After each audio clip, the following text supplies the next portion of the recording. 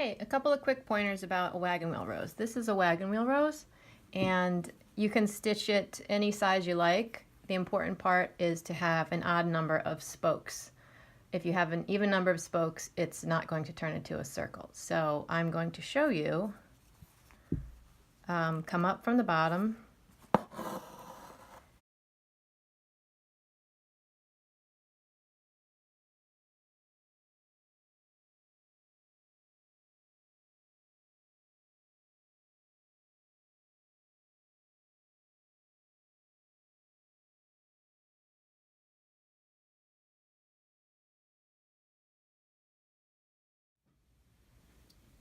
so wagon wheel rose, now I'm using actual variegated floss.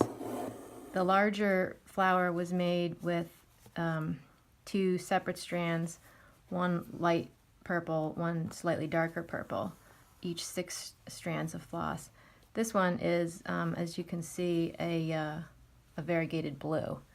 And I'm going to see what kind of effect that gives us.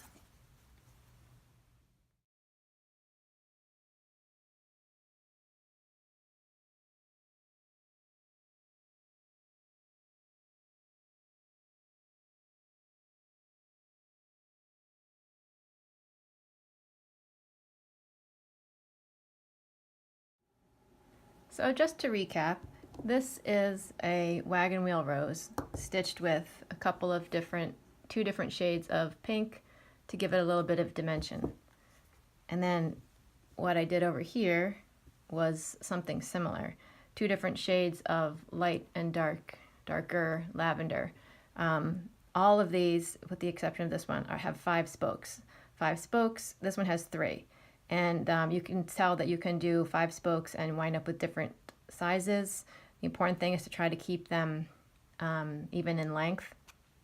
And the 3 spokes, you wind up with something that is slightly, has slightly higher. If you can see that, the flower is a little bit higher, and these are a little bit flatter. So when you go to do your wagon wheel rose, you just want to make sure that you have 1, 2, 3, 4, 5. Use all 6 strands of floss. I like to use a more blunt needle so that I'm not getting caught up on the fabric or on another stitch that's nearby, and just weave over and under. You can fill them in with French knots, or this one over here has 2 different colors, but those are some options with wagon wheel rose, and I hope that gives you a tip that you can use.